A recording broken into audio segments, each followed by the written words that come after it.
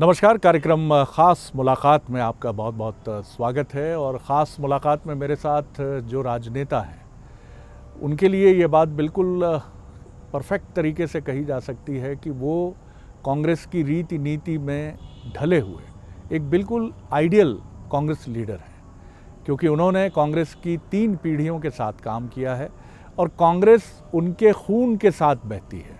और यही वजह है कि वो शायद सब कुछ छोड़ सकते हैं, लेकिन कांग्रेस का वो ट्रेडिशन, उसकी वो परंपरा को वो नहीं छोड़ सकते हैं। और ये कहने में भी मुझे संकोच नहीं है कि मध्य प्रदेश में सबसे टफ टाइम में, बल्कि मैं कहूँगा सबसे कठिन समय में उन्हें जिम्मेदारी मिली और उन्होंने उस जिम्मेदारी को निभाकर अपने को प्रूव भी किया, अपनी टीम को और कांग्रेस को प्रूव भी किया।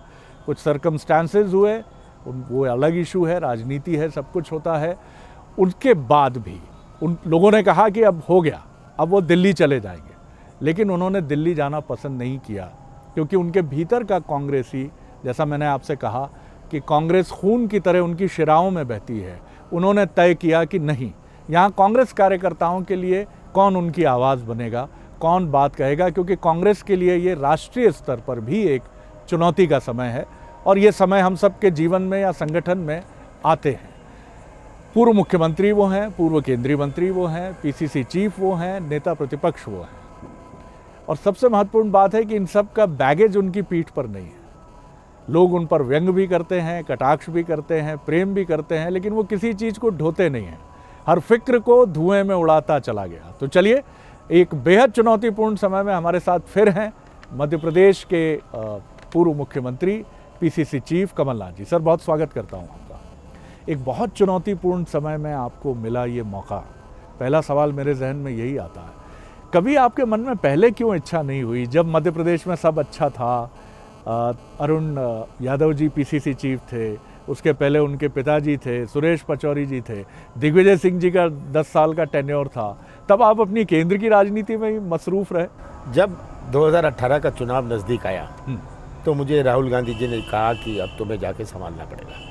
मैंने कोई अप्लाई नहीं किया था, मैं कोई इच्छुक नहीं था जी, पर मैं इस जिम्मेदारी से हटना नहीं चाहता था, क्योंकि मेरी आत्मा में मध्य प्रदेश बसा है। और वो चुनौती मैंने स्वीकार करी, हमारी सरकार बनी और सौदे से जी, जो भारतीय जनता पार्टी ने सौदा किया, उस सौदे से हमारी सरकार नहीं रही। मुझे उसका दुख नहीं है, मुझे दुख इस बात का है जी कि 15 महीने जो हमारी सरकार रही, जो मेरा दृष्टिकोण था, मेरा नज़रिया था, मेरा विजन था, जिस पटरी पर हम चल रहे थे, जिस पटरी में फिर से मैंने मध्य प्रदेश को रखा था, वो अधूरा रह गया। जी जी, ये पीड़ा आपको अधिक है इसकी कि आप जैसा सोचते थे वो आप कर, इसीलिए मैंने जी, इसीलिए जब ये बात आई कि मैं केंद्र में चला जाऊं, केंद्र की राजनीति में मैं दिल्ली शिफ्ट हो जाऊं, मैंने कहा मैं नहीं करूंगा, कि वो अधूरा जो मेरा स्वप्न था उसको मैं पूरा करना चाहता हूँ। इसीलिए आप पूरी ताकत से मैदान में डटे रहे। मैं आपको देखता हूँ तो मुझे कभी लगा नहीं मध्य प्रदेश में कि आपने कभी अनड्यू इंटरप्शन करने की कोशिश की, कभी भी आपने कोई अनवांटेड दखलंदाजी नहीं की। आपने अपनी इंतज़ार किया, जब आपसे कहा गया फिर भी आपने कहा कि आप देख लीजिए, जिम्मेदारी दे रहे हैं तो मैं देख लेता हूँ, चला जाता हूँ।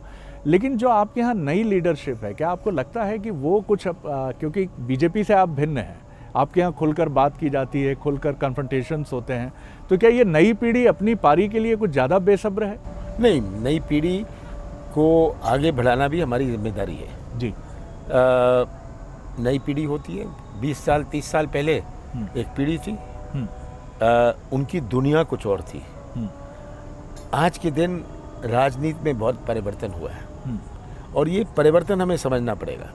राजनीति बड़ी स्थानीय हो गई है जी जी जी, और नई पीढ़ी को ये एहसास करके हमें आगे बढ़ाना है। ये आगे बढ़ाना है क्योंकि यही संभालेगी आगे आने वाले का समय से, यही भविष्य संभालेगी।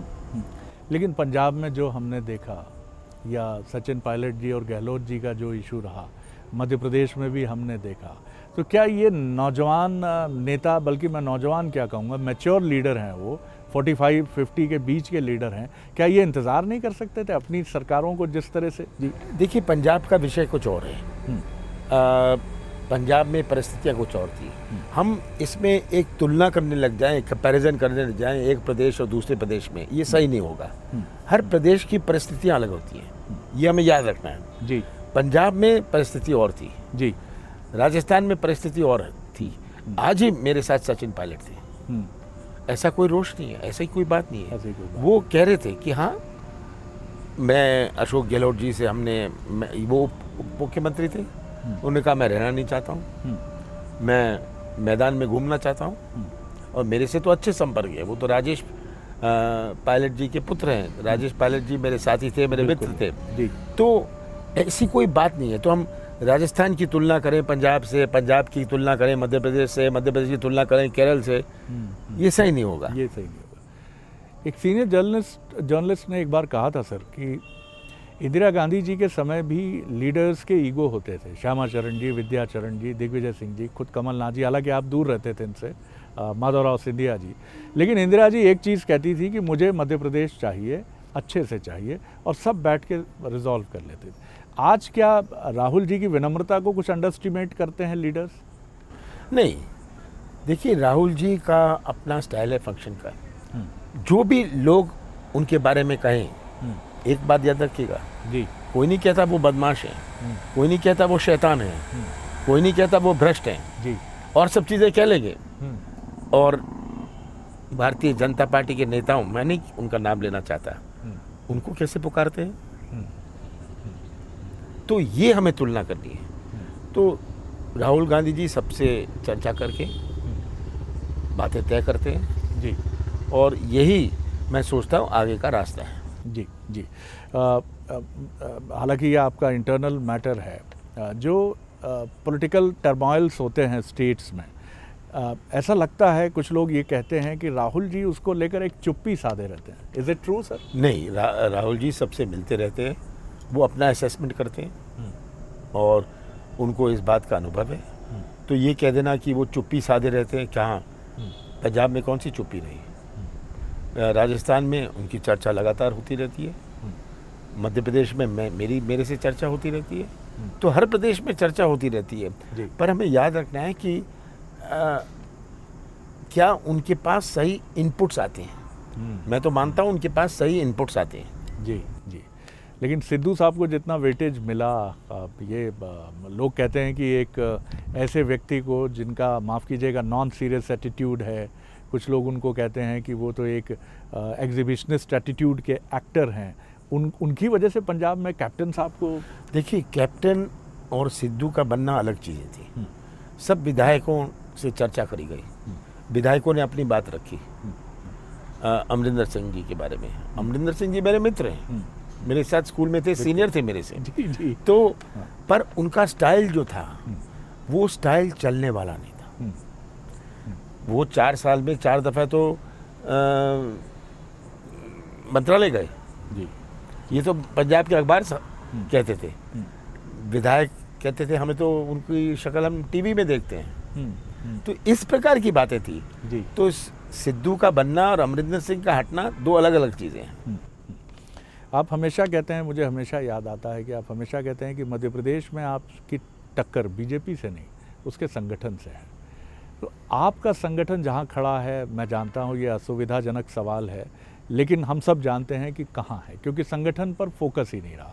जब आप लंबे समय तक अपोजिशन में होते हैं तो सबसे बड़ी चोट संगठन पर होती है। आपने काफ़ी कम समय में कोशिश की, 6 महीने में आपने सरकार में पार्टी को ला के खड़ा किया, लेकिन संगठन अभी फिर देख रहा है कि उसके साथ कमलनाथ जी तो हैं, लेकिन वो जब बाकी लीडर्स की तरफ देखता है तो शायद उसको लगता है कि ये लोग उतनी ताकत नहीं लगा रहे हैं जितनी कमलनाथ जी लगा रहे हैं। नहीं, अब संगठन को पुनर्गठित करना, संगठन को मजबूत बनाना, संगठन किस प्रकार का हुए, इस पर हम लगे हैं और पिछले 3 महीने से मैं लगा हूँ।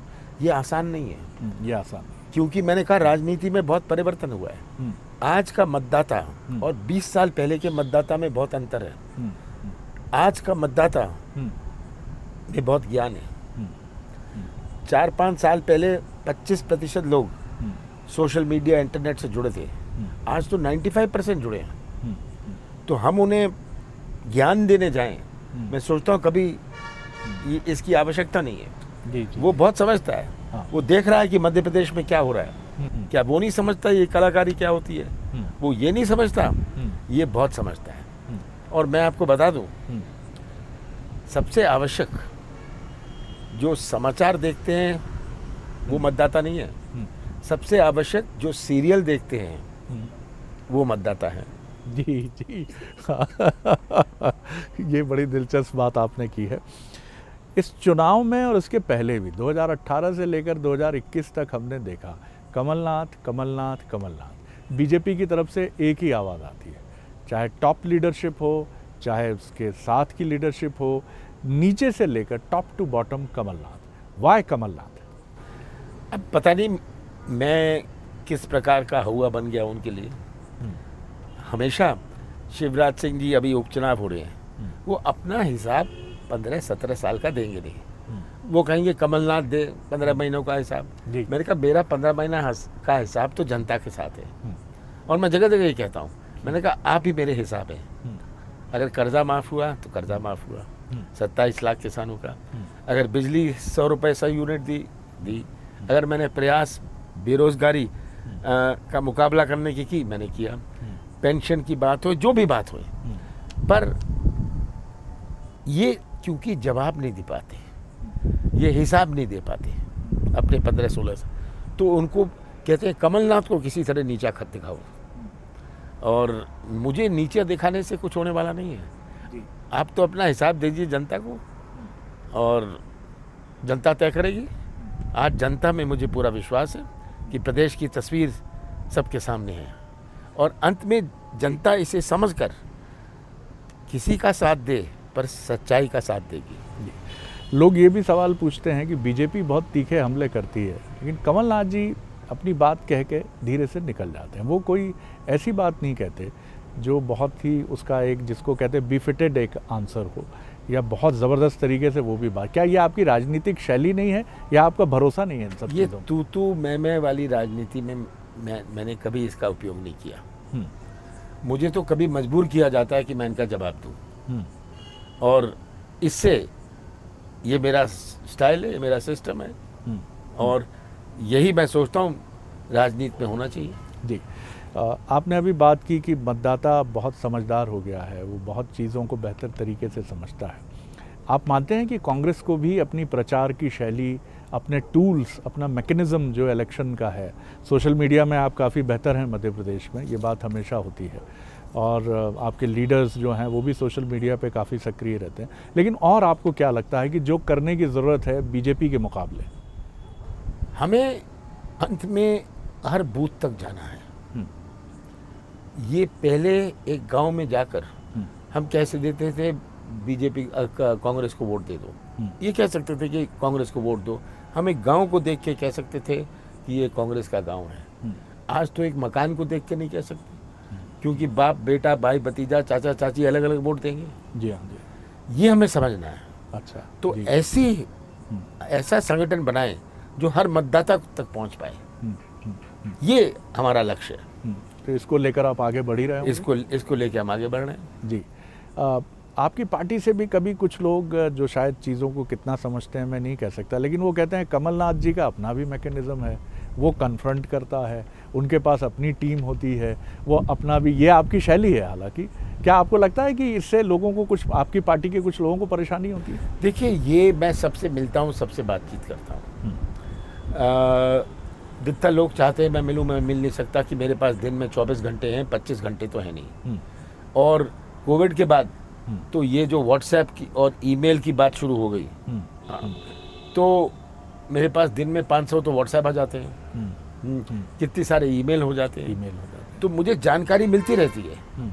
ये आज एक, मैं मानता हूँ परेशानी नहीं है, एक सुविधा है कि सब अपनी जानकारी दे दें, सही हो गलत हो, पर एक इशारा तो हो जाता है देखने का, उस पर विचार करने का। जो फैसला प्रियंका जी ने उत्तर प्रदेश में एक बात कही 40% महिलाओं को, क्या हम मानें कि मध्य प्रदेश में 2023 में कुछ ये तरफ, आप पीसीसी चीफ भी हैं, हो सकता है प्रियंका जी से अभी आपकी बात ना हुई हो, तो बात होगी, तो क्या आप इसका फेवर करते हैं कि अगर सब कुछ अनुकूल होता है तो हमें टिकट्स बढ़ाने चाहिए महिलाओं के लिए? महिलाओं के टिकट्स हमें बढ़ाने चाहिए। कहाँ तक ले जाएं, मुझे अपनी पार्टी में मध्य प्रदेश में इसकी चर्चा करनी पड़ेगी जी। कि केवल कहीं कि महिला को दे दो, कोई कहे कि मेरी पत्नी को दे दो, पत्नी है घरेलू, और कोटा भरने के लिए हम ये कर रहे हैं, उससे कोई फायदा नहीं होगा। महिलाओं में जागरूकता है, महिलाओं में वहाँ की राजनीति में क्षमता होए, उन्हें हमें आवश्यक प्रेफरेंस देना चाहिए। आपका विजन जो है, जैसा आप कहते रहे हमेशा और हमने मुख्यमंत्री रहते देखा भी, आपको लगता है कि 2023 में आप एक ऐसा मैनिफेस्टो लोगों के सामने रखेंगे जो एक ऐसे मध्य प्रदेश की बात फिर करेगा कि लोग उसमें अपना भरोसा, अपना विश्वास जता सकें? 2023 में सबसे पहले हमारे पास 2 चुनौतियां हैं हमारे कृषि क्षेत्र की। आज मध्य प्रदेश में 70% लोग जुड़े हुए हैं कृषि क्षेत्र से, किसान नहीं है, पर जिसकी किराने की दुकान गांव में है, वो किराने की दुकान चलती है जब किसान की जेब में कुछ पैसा होता है। हमारे ब्लॉक की, हमारे तहसील की का बाजार चलता है जब किसानों के पास क्रय शक्ति होए, खरीदने की ताकत होए।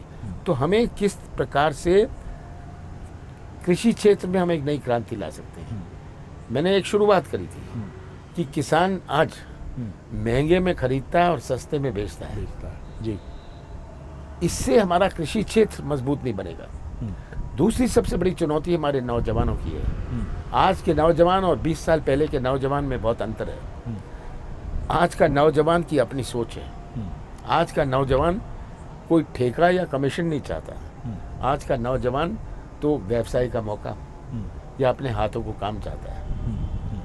ये बड़ी चुनौती है और ये तभी हो सकता है जब निवेश आए। हमारी बड़ी बड़ी योजनाएं जिससे पैसा लीक कर जाता है, इस योजनाओं का फायदा नौजवान को हो। कोई ट्रक चला ले, कोई बस चला ले, कोई ट्रैक्टर चला ले, कोई मिट्टी गिट्टी का काम कर ले, ये हमें देखना है और यही हमारा लक्ष्य होना चाहिए। ये बिल्कुल ठीक बात है, जिसको आप आर्थिक गतिविधि कहते हैं। आर्थिक गतिविधि, देखिए जीडीपी अपनी जगह है जी, पर आर्थिक गतिविधि, इकोनॉमिक एक्टिविटी बहुत बड़ी चीज है।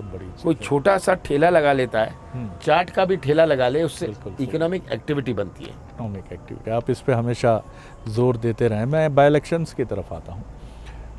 बाय इलेक्शंस आमतौर पर सरकार के पक्ष में जाते हैं, ऐसी एक धारणा रही है, लेकिन आपका क्लेम है कि काफ़ी बेहतर स्थिति में है कांग्रेस।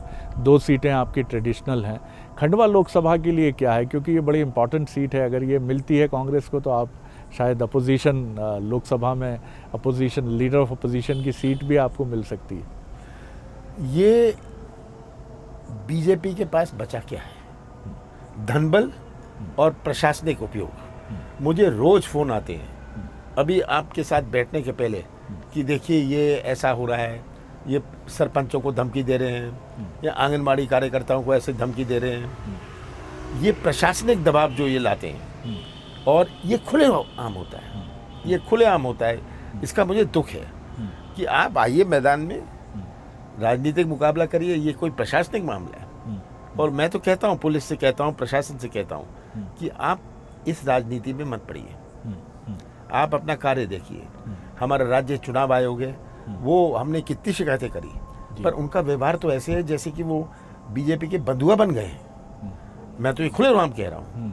तो क्या हमें ये राज्य चुनाव आयोग की आवश्यकता है? तो धनबल, पैसा बांटो। अब रोज पिछले 2 दिन से मुझे शिकायतें हैं कि पैसा बांट रहे हैं, खरीद रहे हैं। बीजेपी के पास क्योंकि कुछ बचा नहीं जी। और तो मैं मानता हूं कि उपचुनाव में अच्छे नतीजे आएंगे। अच्छे नतीजे आएंगे, आप ये मानते हैं। अजय सिंह जी और अरुण यादव जी, आप मानते हैं कोई इश्यूज नहीं है, कोई बात? वो तो लगे हुए हैं, में पूरी दिलचस्पी से लगे हुए हैं जी। अभी जिस समय मैं बात कर रहा हूँ, राहुल सिंह वहीं है, वो रेगांव में ही है। आगे भी आपने इनके लिए कुछ सोचा ही होगा बेहतर? देखिए, ये मेरे सोचने से नहीं है, इनको भी अपना स्थान अपने कार्यशैली से बनाना है। ये कोई थोप नहीं सकता। ठीक बात है, ये आपने बहुत इंपॉर्टेंट बात आपने कही है। कंक्लूड करूंगा इस सवाल के साथ, इस बातचीत को मैं, कि 2023 तक का ये सफ़र आपके लिए आसान नहीं है, बहुत सारी चुनौतियां हैं, लेकिन आप बहुत सहज रूप से चलते रहें, ये बड़ी दिलचस्प बात है। कभी मन में झुंझलाहट नहीं होती, क्या जिम्मेदारी ले ली, बढ़िया, सब कुछ जीवन में ऐसा कुछ नहीं है जो आपको मिला ना हो। आपका अपने उद्यम से, आपकी अपनी एंटरप्रेन्योरशिप से आपके पास अपना एक जीवन है। कभी कभी बहुत ईमानदारी से मुझे बताइएगा, कभी झुंझलाहट नहीं हुई क्या मैंने बला मोल ले ली है? नहीं, मुझे ऐसा नहीं एहसास होता। मुझे इस समय अपने जीवन में एक ही लक्ष्य है कि मध्य प्रदेश का भविष्य कैसे सुरक्षित रहे जी, और यही लगन जो है इसके प्रति मुझे उत्साहित करती रहती है। जी, दिग्विजय सिंह जी की भूमिका पर भी लोग बहुत पूछते हैं। दिग्विजय सिंह वरिष्ठ नेता हैं कांग्रेस के, मुख्यमंत्री रहे हुए हैं इतने साल। आप उनकी योग्यता का पूरा इस्तेमाल करते ही हैं? हाँ, जब जहाँ होता है आप जरूर करते हैं और वो हमेशा सामने आते हैं। क्या बाई इलेक्शंस के बाद आप पुनर्गठन करेंगे एक पीसीसी का पूरे तरीके से? अगर आवश्यकता पड़ी। देखिए, पुनर्गठन ऊपर से नहीं होता, पुनर्गठन नीचे से होता है, ये हमें समझना है। बिल्कुल ठीक बात है सर, मैं बहुत धन्यवाद करता हूँ और बहुत आपको शुभकामनाएं देता हूँ। ये थे पूर्व मुख्यमंत्री कमलनाथ जी। खास मुलाकात में इतना ही, अगली बार एक और ख़ास शख्सियत को लेकर आपसे मिलेंगे। इजाज़त दीजिए, नमस्कार।